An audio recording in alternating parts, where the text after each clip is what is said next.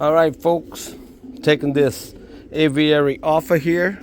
It's a hot mess here at the RedEyeLoft. However, you have to start somewhere. If I am going to time fly, I need to redo this whole section. So this section here will be completely gutted out.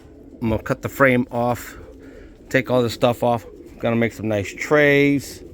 I'm going to place my individual boxes in here. I'll have a section for my droppers, a section for my flyers. I am going to make an aviary nice out there.